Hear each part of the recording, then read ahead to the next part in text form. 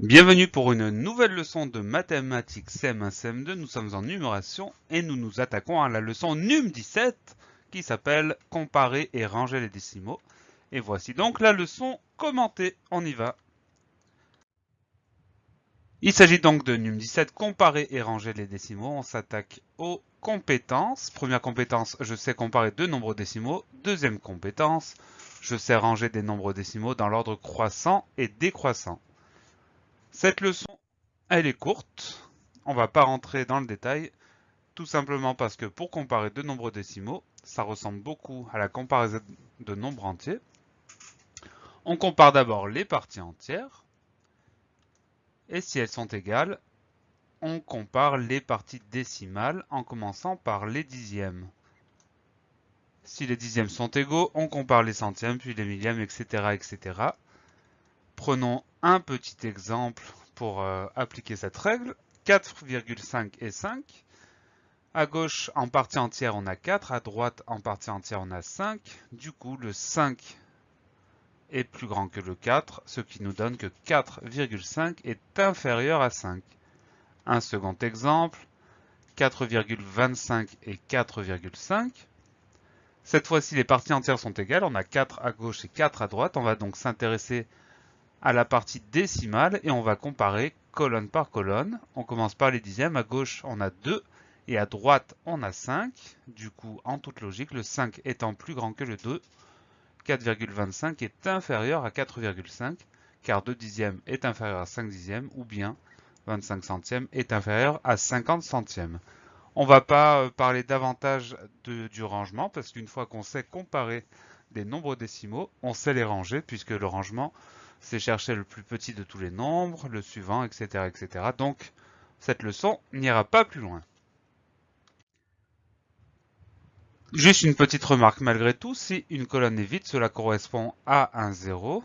Donc 4,5, on peut le transformer en 4,50, ce qui permet de comparer plus facilement les nombres décimaux. Ceci étant dit, on passe à deux petits exercices. Le premier, par rapport à la première compétence, je sais comparer de nombres décimaux. Donc on a 6,8 et 7,94.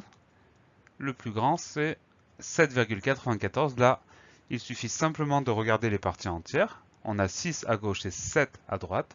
Le 7 est plus grand que le 6, donc 6,8 est inférieur à 7,94. Deuxième exemple, 3,21, 3,157. Donc les parties entières, on a 3 à gauche, 3 à droite. On va s'intéresser à la partie décimale. On commence par la colonne des dixièmes. À gauche, on a un 2. À droite, on a un 1. Le 2 étant plus grand que le 1, ça nous donne 3,21 est supérieur à 3,157. Autre exemple, 4,1 et 4,10. On a 4 à gauche, 4 à droite. On va dans la partie décimale. On a 1 chez les dixièmes à gauche, 1 chez les dixièmes à droite. Chez les centièmes, à droite, on a un 0.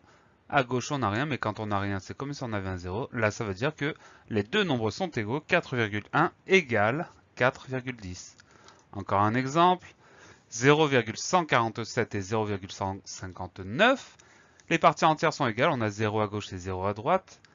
Les dixièmes sont égaux. On a 1 à gauche et 1 à droite. Du coup, on va aller jusqu'au centième. On a un 4 à gauche et un 5 à droite. Ce qui nous donne que 0,147 est inférieur à 0,159. On continue. 2,9 à gauche, 2,14 à droite. Les parties entières sont égales, on a 2 à gauche et 2 à droite. On va aller chez les dixièmes. Dans la partie décimale, on a un 9 à gauche et un 1 à droite. Ça fait que 2,9 est supérieur à 2,14. Un petit dernier pour finir. 47,89 à gauche, 47,892 à droite. Les parties entières sont égales, 47 et 47. Les dixièmes sont égaux, 8 et 8. Les centièmes, même chose, 9 et 9. On va aller jusqu'au millième. À droite, on a un 2. À gauche, on n'a rien du tout. Si on n'a rien du tout, ça veut dire qu'on a 0. Le 2 étant supérieur au 0, nous avons 47,89 qui est inférieur à 47,892. Voilà pour cette première compétence de comparaison de nombres décimaux. On s'intéresse à la deuxième compétence, je sais ranger des nombres décimaux dans l'ordre croissant et décroissant. Une fois qu'on sait comparer, on sait ranger, c'est tout à fait logique. Donc là, on va chercher à les ranger dans l'ordre croissant. Ça veut dire que dans la liste qui est proposée, on va chercher le plus petit. La liste 2,14, 3,45, 1,895 et 2,6. Donc le plus petit dans tout ça, c'est 1,895 puisque c'est le seul à avoir une partie entière à 1. Ensuite, on a deux nombres qui ont 2 en partie entière, 2,14 et 2,6. Si on compare leur dixième, on a le 1 qui est plus petit que le 6. Donc on va avoir 2,14. Ensuite 2,6 et pour finir 3,45, le seul qui reste. On vérifie, oui c'est ça. Merveilleux. Cette seconde liste 4,5, 4,69, 4,6, 4,52, on va la ranger dans l'ordre décroissant. Ça veut dire que dans cette liste, on va chercher le plus grand.